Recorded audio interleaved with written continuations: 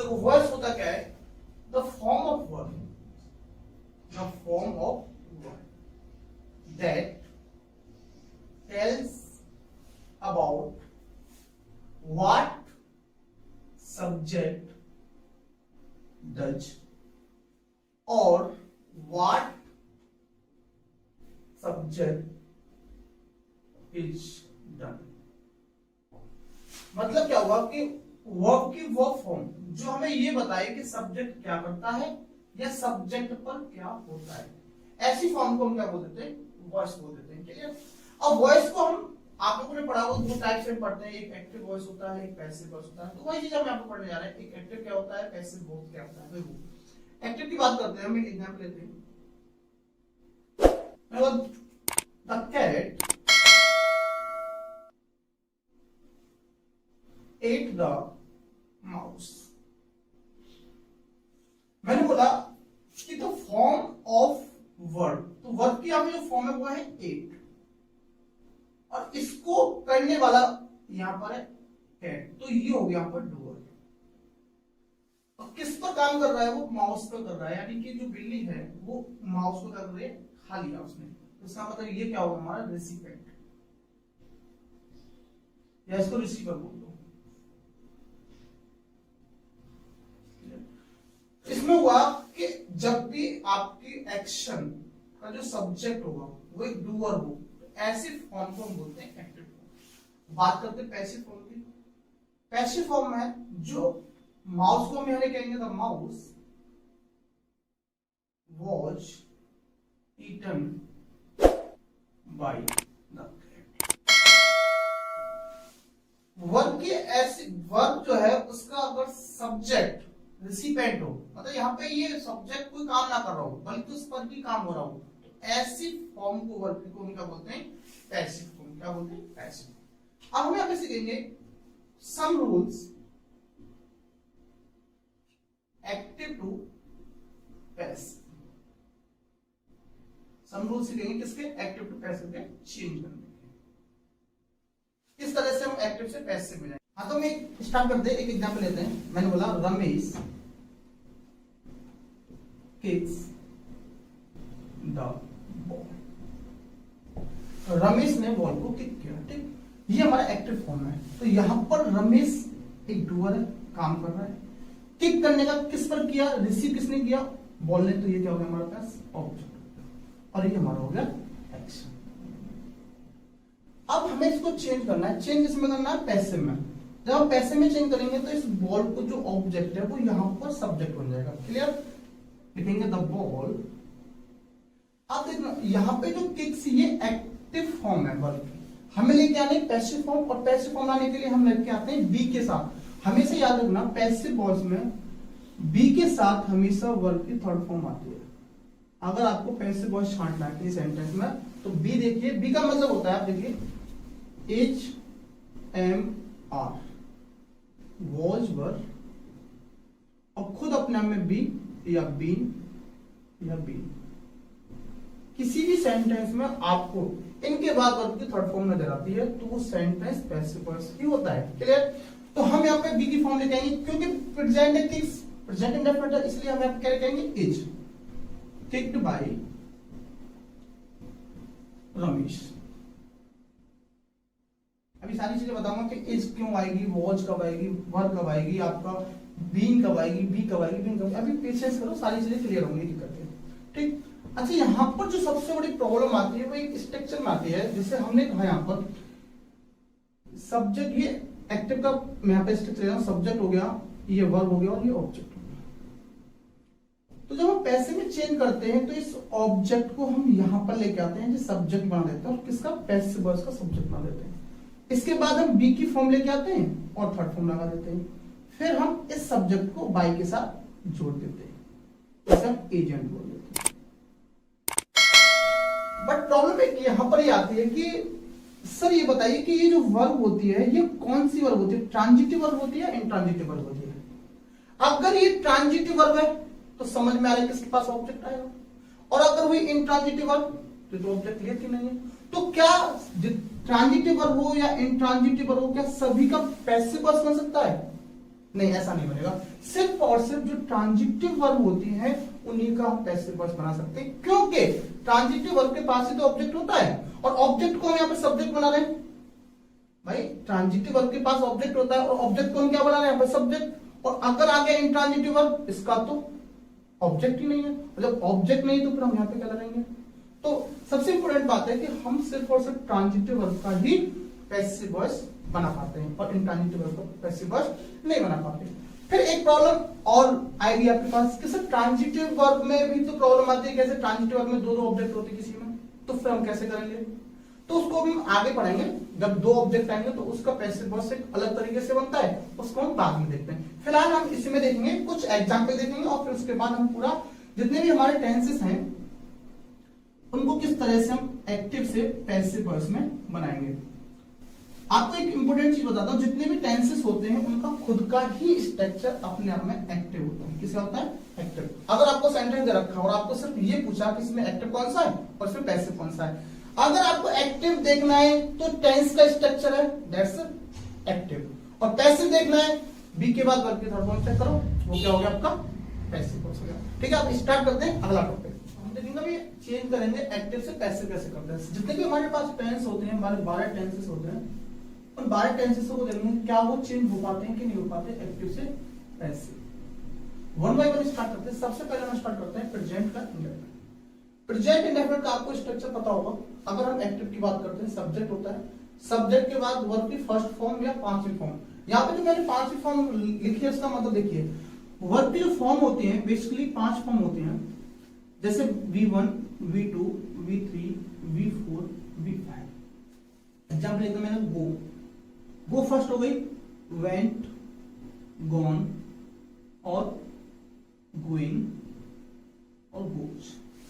तो मैं पांचवी फॉर्म उस फॉर्म को बोल रहा हूं जिसमें लास्ट में एस या ईएस लग रही है। कौन सी फॉर्म है जिसमें लास्ट में एस या ईएस लग रही है? हमेशा याद रखना, जितनी भी वर्ब होती है जिसमें लास्ट में एस या ईएस लगती है वो हमेशा कौन सी फॉर्म होती है? 5 में होती है। और इसका जो नेचर की अगर मैं बात करता हूं तो इसका नेचर हमेशा होता है सिंगुलर, और जो फर्स्ट फॉर्म होती है इसका नेचर हमेशा क्या होता है? प्लूरल। तो यहां से मैं एक चीज देख सकता हूं कि ये वाली फॉर्म हमेशा आपका प्लूरल वर्ब के प्लूरल सब्जेक्ट के साथ आती है, और ये वाली हमेशा सिंगुलर सब्जेक्ट के साथ। तो आपने देखा सब्जेक्ट अगर आपका सिंगुलर है तो वर्ब कौन सी लगाई जाएगी? 5वीं, और आपका सब्जेक्ट प्लूरल है तो वर्ब कौन सी आएगी? फर्स्ट। उसके बाद आता है ऑब्जेक्ट। ये आपका एक्टिव का फॉर्मेट। उसके बाद अगर हम पैसिव की बात करेंगे तो ये ऑब्जेक्ट यहां पर चला जाएगा सब्जेक्ट बनने का। प्रेजेंट इंडेफिनिट में पैसिव वॉइस की जो फॉर्म होती है वो एज एम आर होती है, और उसके बाद वर्ब की थर्ड फॉर्म, और बाई के साथ हम इस एजेंट को यहां पर जोड़ देंगे। क्लियर? अब एक एग्जांपल लिया मैंने, he writes a letter. Writes आपको तो वर्ब की 5वीं फॉर्म है। क्यों 5वीं फॉर्म आई? क्योंकि हमारे पास सब्जेक्ट कैसा है? सिंगुलर। अगर यहाँ पर आई होता या वी होता तो हम यहाँ पे सिर्फ राइट लिखते हैं। आपको पता है सब्जेक्ट वर्ब कौन आपने पढ़ा होगा। अगर आपका सब्जेक्ट दो तरह से हो सकता है, या तो सिंगुलर हो सकता है या प्लूरल। अगर आपका सब्जेक्ट सिंगुलर है तो वर्ब हमेशा कौन सी आती है? सिंगुलर। अगर आपका सब्जेक्ट प्लूरल तो वर्ब भी आपकी कौन सी आती है? प्लूरल। तो यहाँ पर हमारे पास जो सब्जेक्ट है वो है सिंगुलर, इसीलिए हमने वर्ब की 5वीं फॉर्म जिसमें एस या एस लगती है वो लगाई। उसके बाद अ लेटर लिख दिया। अब इसको चेंज कर रहे हैं, ये हमारा एक्टिव में और इसको पैसिव बना रहे हैं। तो ये लेटर जो है ये पूरा का पूरा ये ऑब्जेक्ट है, ये ऑब्जेक्ट यहाँ पर आएगा अ लेटर, यहाँ पे ये सब्जेक्ट बन जाएगा। प्रेजेंट इंडेफिनिट है, प्रेजेंट इंडेफिनिट में जो पैसिव वॉइस की हेल्पिंग वर्ब होती है वो एज एम आर होती है। यहाँ पर लेटर हमारा सिंगुलर है तो इसलिए हमने क्या लगाया? एज लगाई। और मैंने आपको पहले बताया था पैसिव वॉइस का मतलब होता है बी की फॉर्म के साथ वर्ब की थर्ड फॉर्म लगाना। ठीक, तो हमने यहाँ पे राइट की थर्ड फॉर्म का लगा दी, रिटर्न लगा दी, और बाय के साथ हमने इस एजेंट को जोड़ दिया। अब यहाँ पर ही, यहाँ पर हिम हो गया। अब ये देखिए क्यों हुआ? जब भी आप देखेंगे सब्जेक्ट होता है, सब्जेक्ट से पहले जो पोजीशन आती है वो सब्जेक्टिव केस की आती है, सब्जेक्टिव केस आता है। और जो वर्ब होती है वर्ब से पहले जो पोजीशन आएगी वो सब्जेक्टिव केस होता है, और वर्ब के बाद होता है ऑब्जेक्टिव केस। ही यहाँ पर सब्जेक्टिव केस है, जब ही वर्ब के बाद में जाएगा तो हिम इसका क्या हो जाता है? ऑब्जेक्टिव केस हो जाता है। इसलिए हम क्या लगाते हैं यहाँ पर? ही को चेंज करते हैं हिम में। अब बात करते हैं नेगेटिव की। नेगेटिव में he does not write a letter.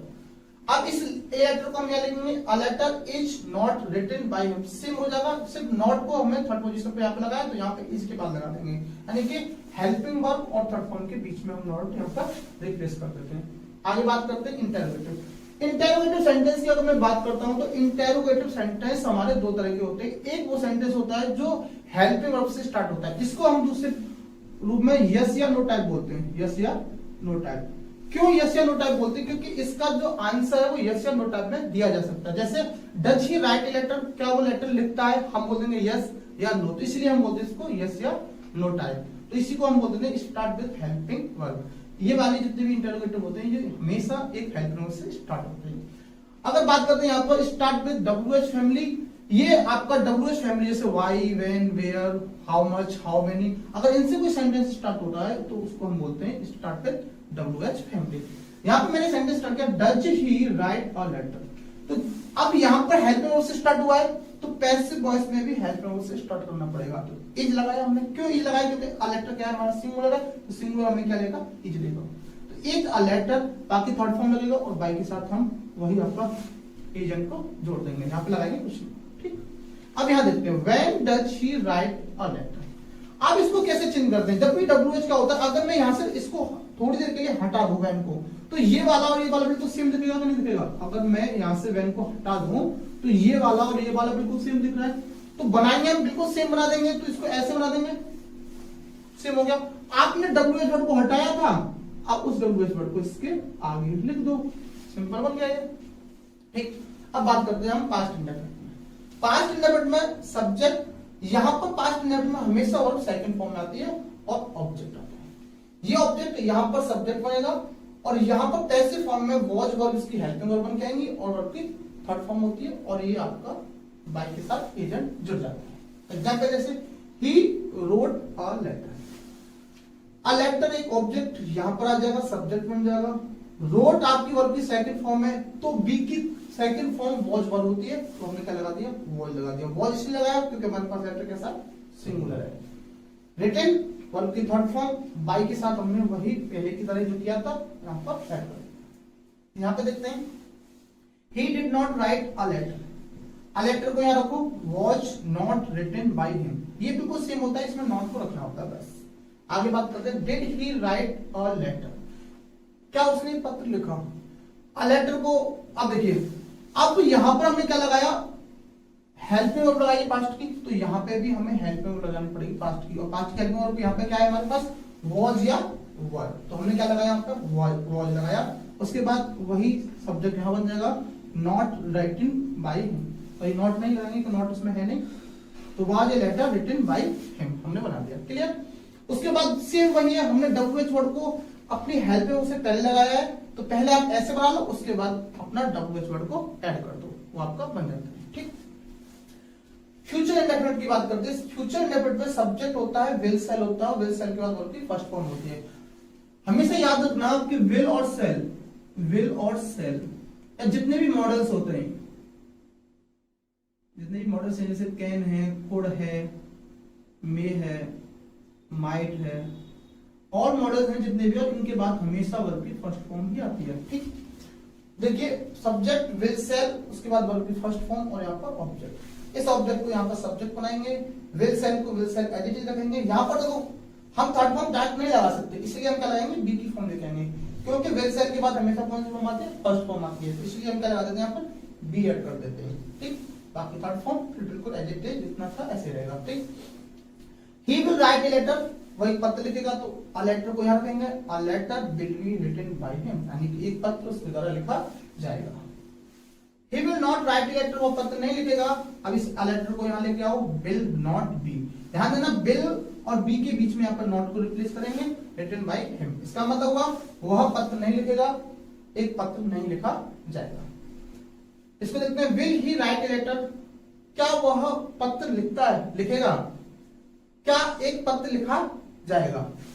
Same होगा पहले की तरह, जैसे हमने देखा यहाँ पे बिल क्या है, हेल्पिंग वर्ब है फ्यूचर की, तो यहाँ पे भी बिल क्या है, पैसिव में हेल्पिंग वर्ब है, तो इसको पहले लगा देंगे, a letter be written by him. ये आपका सेम होता है, आप पहले इस तरह से बना लो, उससे पहले आप जो WH वर्ड है उसको आगे रख दो। ठीक, आगे बढ़ते हैं, आगे प्रेजेंट कंटिन्यूअस को देखते हैं। प्रेजेंट कंटिन्यूअस का अगर एक्टिव का हम स्ट्रक्चर देखते हैं, सब्जेक्ट आता है, सब्जेक्ट के बाद इज एम आर और वर्ब की आईएनजी फॉर्म और ऑब्जेक्ट। अच्छा एक चीज मैं आपको बताता हूं, सब्जेक्ट के बाद इज एम आर और इसके बाद वर्ब की फोर्थ फॉर्म आ रही है, फोर्थ का मतलब वर्ब की आईएनजी फॉर्म। जब is am are was verb के बाद इज एम आर हो या वॉज वर्ब हो, इसके बाद वर्ब की आईएनजी फॉर्म आती है तो वो हमेशा सेंटेंस एक्टिव में होता है। किसमें होता है? एक्टिव में होता है। और इसके बाद वर्ब की थर्ड फॉर्म आ जाए तो वो क्या हो जाता है? पैसिव हो जाता है। क्लियर? देखते हैं यहां पे सब्जेक्ट है इज एम आर और वर्ब की आईएनजी फॉर्म आ रही है, इसका मतलब ये एक्टिव है। अगर हम पैसिव बनाएंगे तो ये ऑब्जेक्ट यहां पर आएगा इज एम आर। अब वो इज एम आर के बाद आपको कौन सी फॉर्म लगाई हमने? बीइंग फॉर्म लगाई है। बीइंग फॉर्म क्यों लगाई है? क्योंकि दो कंडीशन हो सकती है इज एम आर के साथ, दो कंडीशन हो सकती है, या तो इज एम आर के बाद वर्ब की आईएनजी फॉर्म आएगी या फिर इज एम आर के बाद वर्ब की थर्ड फॉर्म आएगी। अब थर्ड फॉर्म हमने लगाई थी तो आपने एक चीज देखी थी, पहले मैंने एक एग्जांपल दिया था, ही राइट्स अ लेटर। जब मैं इसका पैसिव वॉइस बना रहा तो a letter is written by. तो आप देखो यहां पर is am are was verb के बाद क्या लगा रहे हैं हम? आईएनजी फॉर्म लगा रहे हैं तो ये एक्टिव है। और यहां पे देखो इज के बाद कौन सी फॉर्म लग रही है? Third form. तो ये क्या है? पैसिव है। तो ये पैसिव किसका है? प्रेजेंट का पैसिव है। और लेकिन हम यहाँ पे किसकी बात करते हैं? प्रेजेंट के कंटिन्यूअस। तो ये प्रेजेंट के इंटरप्रेट का है। तो यहाँ पे आईएनजी फॉर्म है तो हमें बीइंग लगानी पड़ेगी। क्या लगानी पड़ेगी? बीइंग। और बीइंग के बाद लगाएंगे हम थर्ड फॉर्म। अगर हम इज एम आर के बाद डायरेक्ट थर्ड फॉर्म लगाते तो ये हमारा इंडेफिनिट बन जाता। लेकिन हम बात किसकी कर रहे हैं? प्रेजेंट के कंटिन्यूअस की। तो कंटिन्यूअस की बात कर रहे हैं तो कंटिन्यूअस में आईएनजी फॉर्म होती है, तो इसलिए हमने यहाँ पे क्या लगाया? बीइंग लगा दी और उसके बाद थर्ड फॉर्म लगाई, तब हमने जाके अपने एजेंट को जोड़ा है। जैसे he is writing a letter. A letter एक हमारा ऑब्जेक्ट है जो यहाँ पर सब्जेक्ट बन के आएगा। इज एम आर लगाते हैं कंटिन्यूअस में और उसके बाद बीइंग लगाएंगे और बीइंग के बाद थर्ड फॉर्म और बाद में हम इसको बाई प्लस हिम ऐड करते हैं, यानी अपने एजेंट को ऐड करते हैं। अब इसको देखते हैं, he is not writing a letter. A letter को यहां लिखेंगे इज एम आर, उसके अकॉर्डिंग इज लगा दी हमने। नॉट बीच में आएगा, बीइंग और इसके बीच में नॉट आएगा। थर्ड फॉर्म बाय के बाद अपने ही को यहां पर हिम में एजेंट के रूप में ले लेंगे। यहां देखते हैं is he writing a letter. यहां पर इज हेल्पिंग वर्ब है जो कि पहले आ रही है और पहले आ रही है तो इसका मतलब ये यहाँ पर आईएनजी फॉर्म है। क्या वह पत्र लिख रहा है? इसका मतलब ये हिंदी में करेंगे। इसका मतलब क्या होगा? क्या एक पत्र उसके द्वारा लिखा जा रहा है? तो हमने क्या किया? पैसिव की इज यहाँ पे लगाई, फिर अ लेटर लिया और बीइंग को फिर हम यहाँ पे लेके गए अपना थर्ड फॉर्म और बाई के साथ हमने इस ही को में चेंज कर दिया।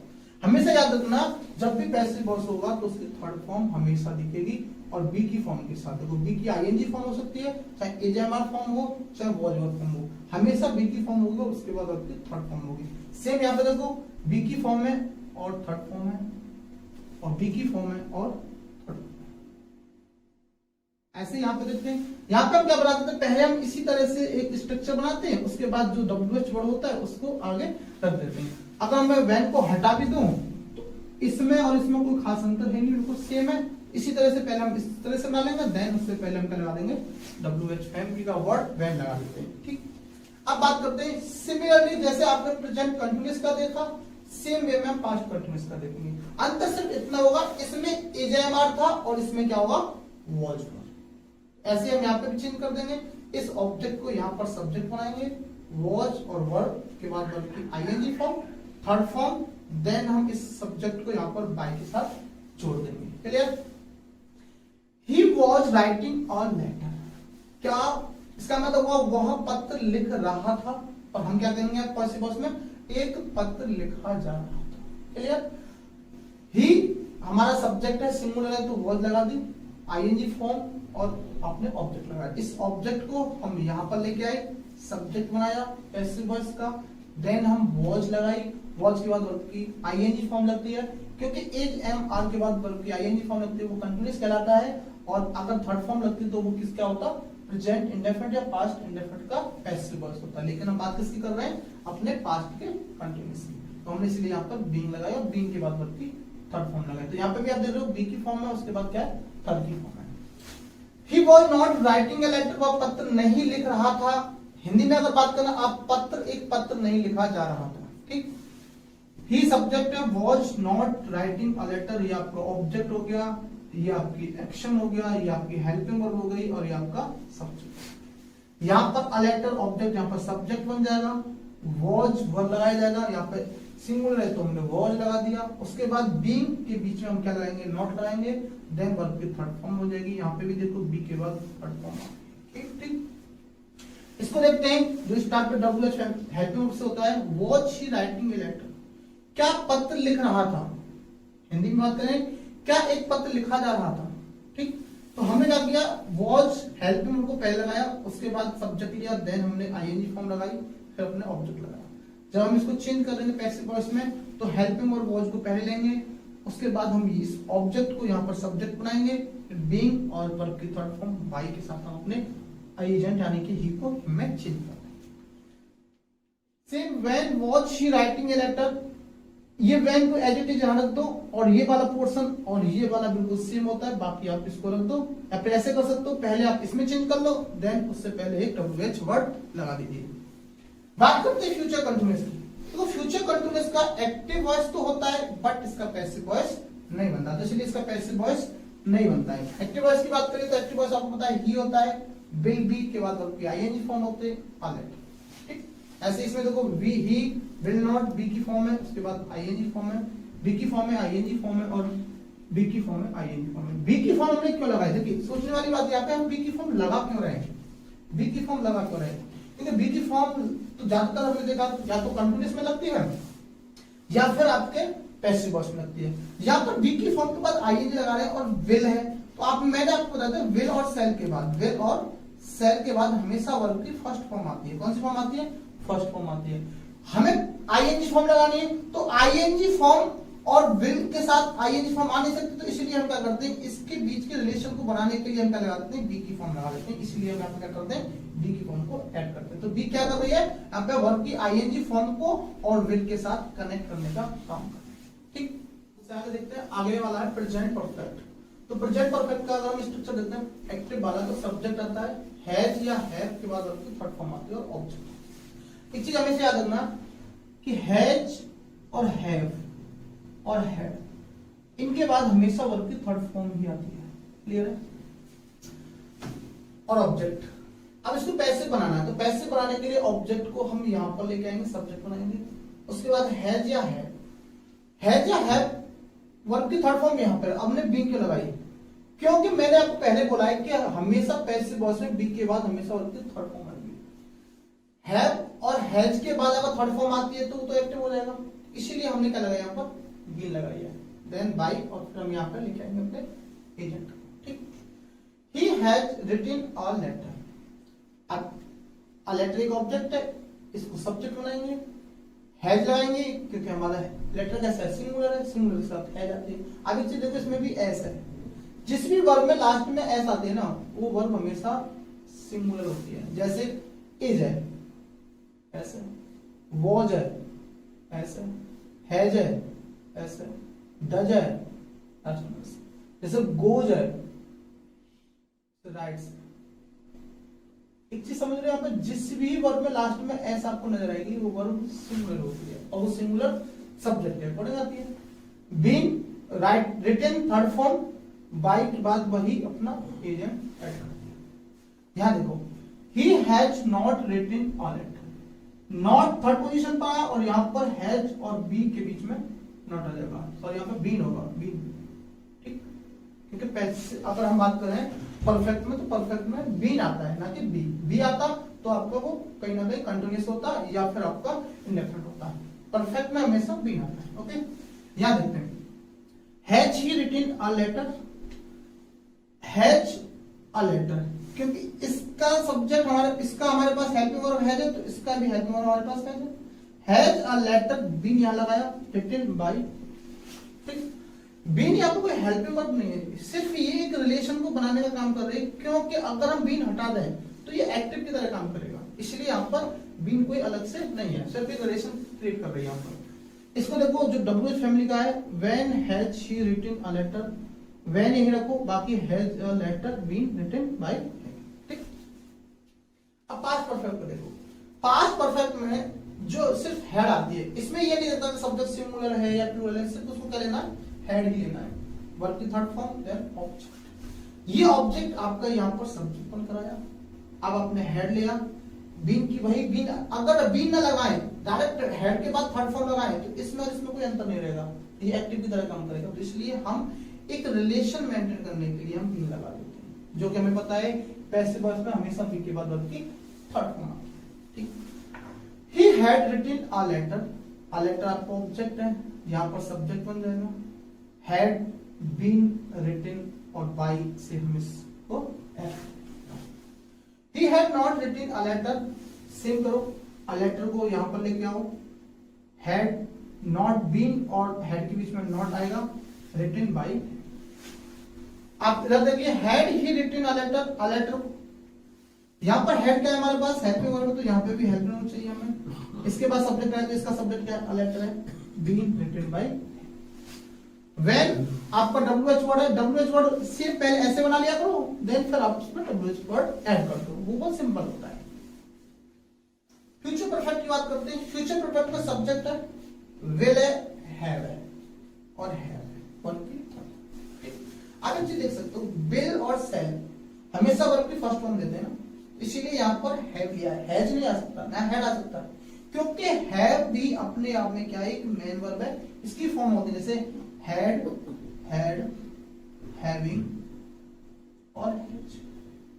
हमें पता है विल सेल के बाद वर्ब की फर्स्ट फॉर्म चाहिए, तो ये कौन सी फॉर्म है, फर्स्ट, इसलिए हमने यहाँ पे क्या लिया, हैव लिया और वर्ब की थर्ड फॉर्म लगाया, देन ऑब्जेक्ट। ये ऑब्जेक्ट यहाँ पे आ जाएगा, विल सेल, हैव, बीन लगा देंगे, थर्ड फॉर्म बाय के साथ हम इस रीजन को ऐड कर देंगे। एग्जांपल है, he will have written a letter, a letter को वही सब्जेक्ट बनाएंगे, will क्योंकि लेटर के साथ will आता है, अगर I होता तो सेल लेते, he होता तो सेल लेते, have been written by him, बाकी सेम चीज ऐसे होंगी जैसे पहले हो रही है।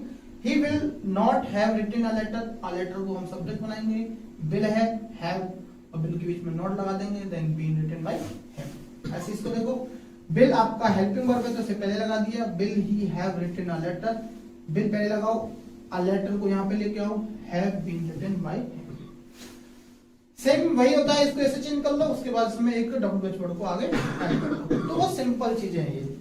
अच्छा, अगर हम इनकी बात करें, जो हमारे पास तीन बचे हैं, प्रेजेंट परफेक्ट कंटीन्यूअस हो गया, पास्ट परफेक्ट कंटीन्यूअस हो गया और देन फ्यूचर परफेक्ट कंटीन्यूअस, इन तीनों का कोई भी पैसिव वॉइस नहीं बनता है।